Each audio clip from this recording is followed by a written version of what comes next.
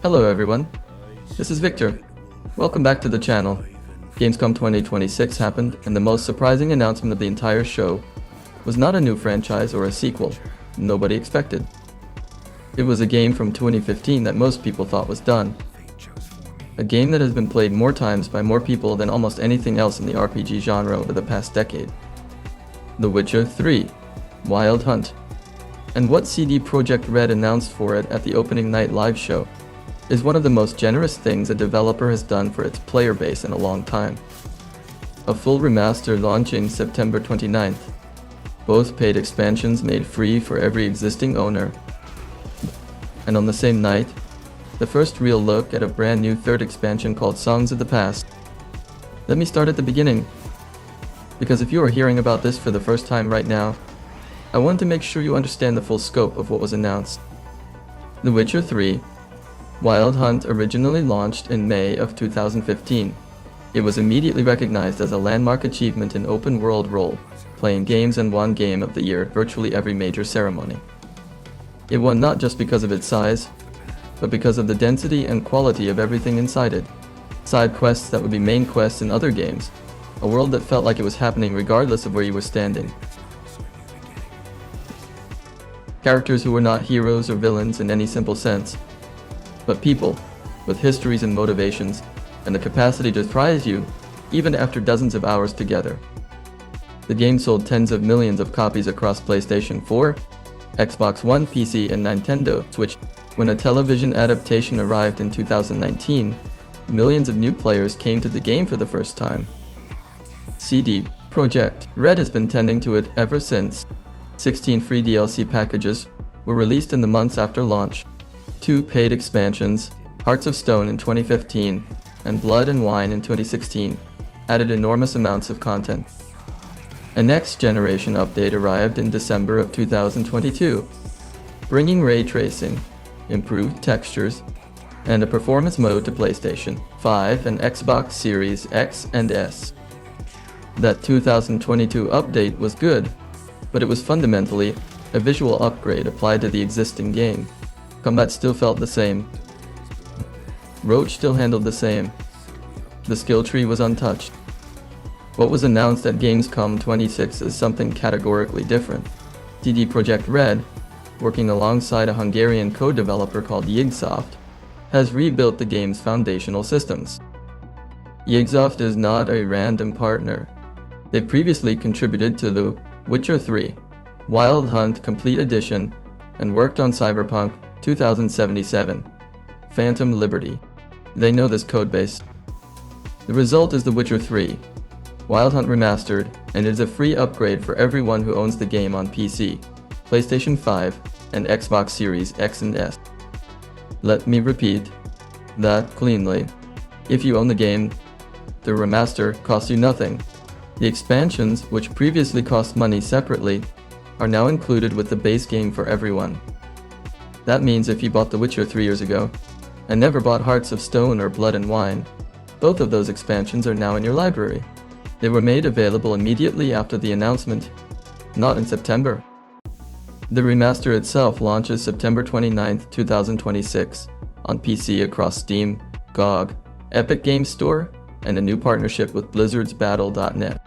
Also on PlayStation 5, Xbox Series X and S, and natively on Nintendo Switch 2. Now let us go through what has actually changed, because the list is genuinely extensive and covers every major part of the game. The rendering overhaul is the most visible change and represents the biggest technical leap the game has ever received. The 2022 update added selective ray tracing while keeping DirectX 11 as an alternative render path. The remaster eliminates DirectX 11 entirely. The game moves to native DirectX 12 with rendering parallelization, which fundamentally changes how the engine distributes workload across modern hardware. On PC, full path tracing is being added.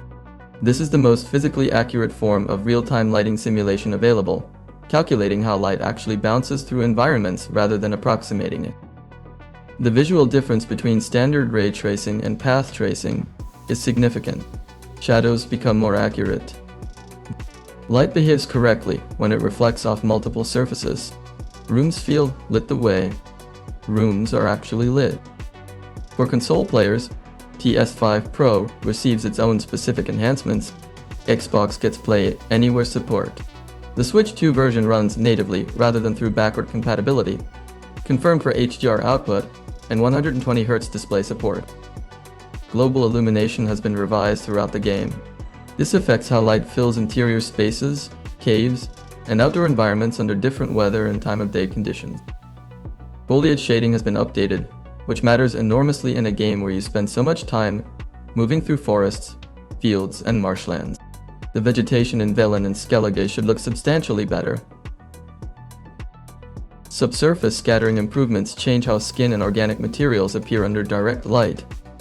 Deep faces and cutscenes should look less plastic and more like actual people, which matters given how much storytelling happens in close-up conversations.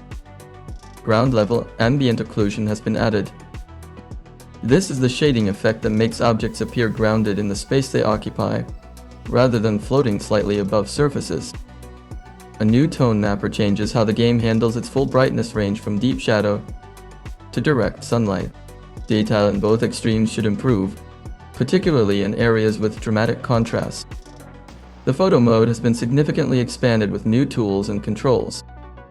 This is a small addition relative to the gameplay changes, but will matter a great deal to the portion of the community that has been using the existing photo mode heavily for years. Now, for the gameplay changes, which are arguably more significant than the visual upgrades, because they affect how playing this game actually feels, moment to moment. Combat has been reworked.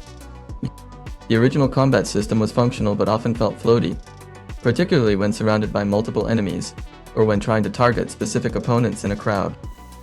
New finishing moves and execution animations have been added.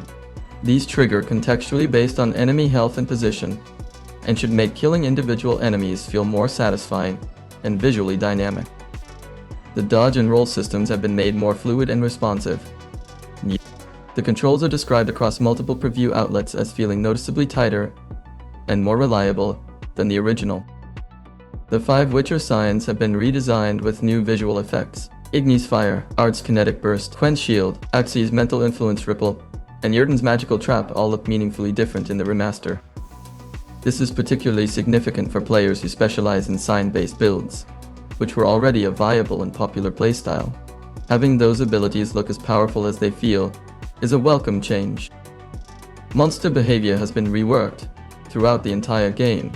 Enemies now respond more dynamically to Geralt's positioning and movement, to the terrain around them, and to which signs are being used. A Necker pack should feel different to fight depending on whether Geralt is using Ard to scatter them or Igni to disorient them. That level of behavioral reactivity has been added across the monster roster. Before I forget, if you are enjoying this video, please hit that like button right now. It helps us more than you know. Subscribe to the channel too. It truly means everything, thank you. Roach handling has been significantly improved. Geralt's horse has been one of the most consistently criticized elements of The Witcher 3 since launch, particularly its tendency to run directly into walls. The turning radius, pathfinding logic, obstacle avoidance, and overall responsiveness of mounted travel have all been addressed. This is a quality of life improvement that will affect any player who travels the open world at scale. The skill tree has been completely revamped. New perks have been added, and existing skills have been reworked. The goal, according to CD Projekt Red, is to create more flexibility and more reasons to experiment with different builds.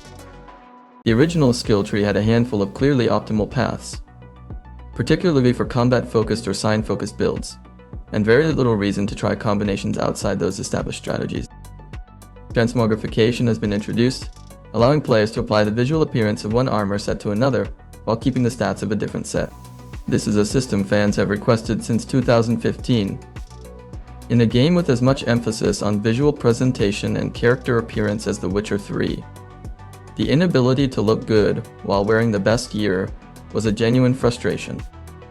Now you can wear the Grandmaster Wolf School gear visually while benefiting from whatever stat combination you actually need. Every outfit in the game becomes part of a flexible wardrobe rather than a trade-off. Quest tracking has been reworked to provide clearer guidance and more informative updates. The original system sometimes left players uncertain about what to do next, or which direction to travel. Looting has been refined to feel smoother and less tedious. Gathering items from killed enemies and from the environment is one of those constant background activities that affects the rhythm of the whole game. Animations have been improved throughout at a general level. Menu navigation has been updated for smoother interaction. Accessibility options have been significantly expanded. Cross-platform mod support is being introduced for console players. This is a major addition. PC players have had access to thousands of community-created mods since 2015, covering everything from cosmetics to complete overhauls.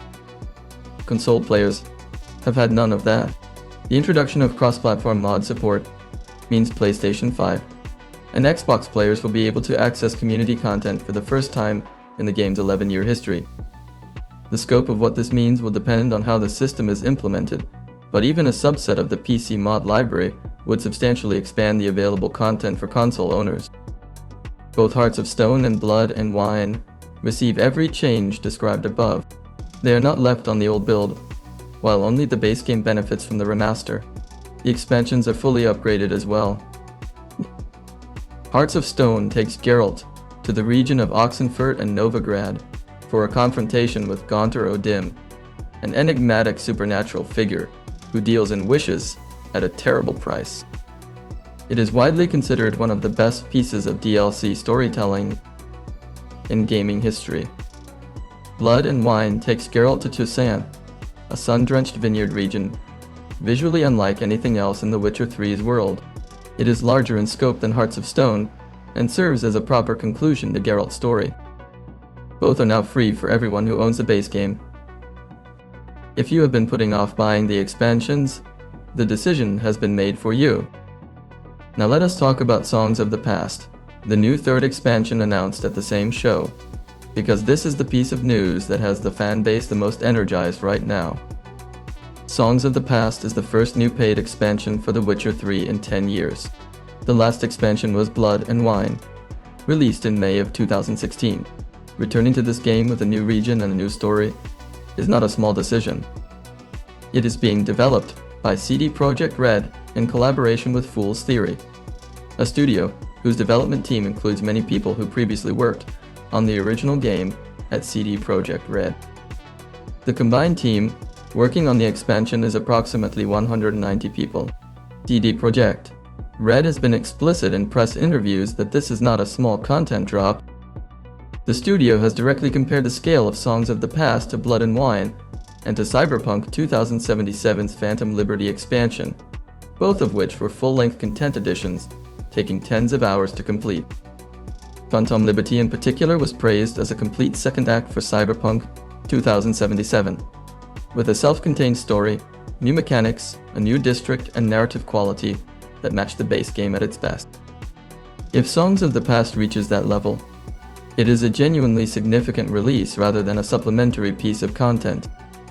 The expansion sends Geralt to a brand new region called Letten.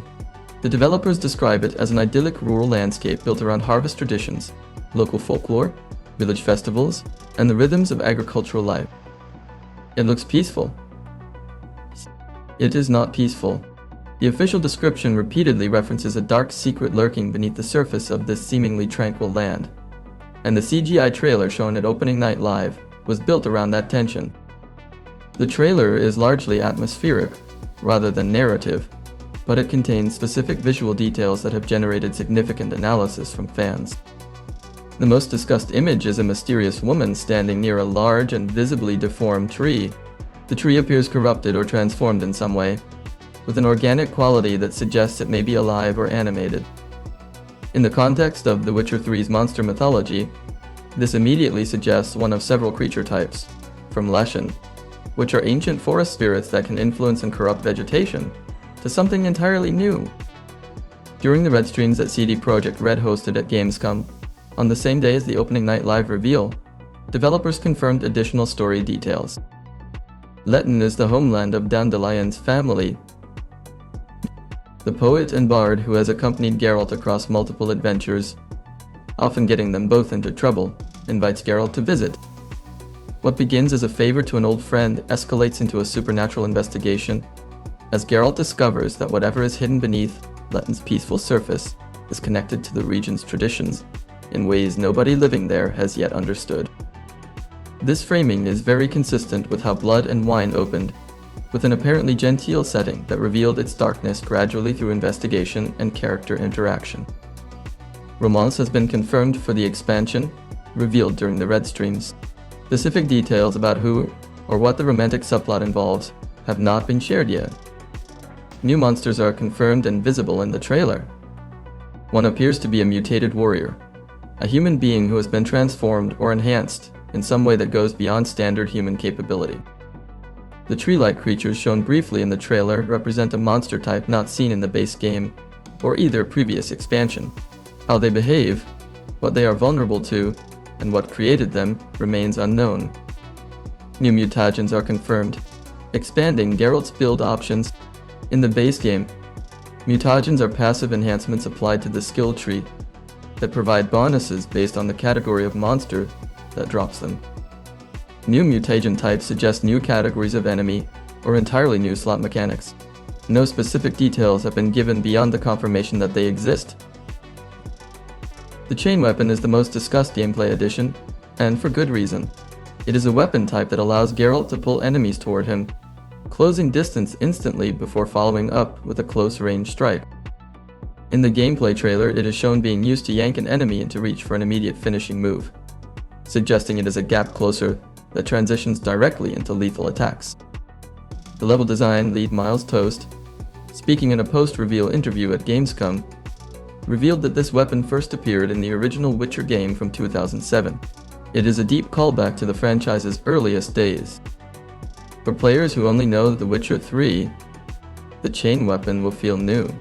For fans of the full series who remember it from the 2007 original, this is a significant piece of continuity from the developers. It is also worth noting explicitly that the chain is similar to a weapon wielded by Ciri in The Witcher 4 Tar. This is not an accident. Songs of the Past is designed as a narrative bridge between The Witcher 3 and The Witcher 4, where Ciri takes over as the series' protagonist. Introducing a weapon in Geralt's final expansion that Ciri will use in her game is deliberate world building. Attendees at Gamescom in person this week have access to a playable build of Songs of the Past on the show floor, which is a notably different situation from most preview events where only trailers are available. Player impressions from those who have tried it at the event have been positive, with particular praise for how the new region's atmosphere compares to the best areas of the base game's map. Songs of the Past is due in 2027 for PC, PlayStation 5, Xbox Series X and S, and Nintendo Switch 2. It will not support the previous generation of consoles. As for The Witcher 4 itself, CD Projekt Red confirmed prior to Gamescom that the game would not appear at this event in any form. The daily Red streams are focused entirely on the remaster and the new expansion. What we know from previous reveals is that The Witcher 4 features Ciri as the protagonist, representing the first mainline Witcher game, not centered on Geralt of Rivia. A first teaser was shown at the Game Awards in late 2024, revealing Ciri in a highly detailed mountain environment that demonstrated the visual ambition of the project. No release window has been given. The studio is clearly deep in production, and given the scale of what was just delivered for The Witcher 3, the full team's attention will likely shift to The Witcher 4 after the remaster launches. The Songs of the Past narrative connection to The Witcher 4 suggests that CDPR has planned the transition between the two games carefully, with Geralt's final story setting up the world Ciri enters. To step back and consider what was announced at Gamescom in totality, this is an extraordinary commitment from a developer to a game that is 11 years old. A comprehensive free remaster. 2 expansions made free for all existing owners. A new expansion at Blood and Wine scale coming in 2027. All announced in one evening.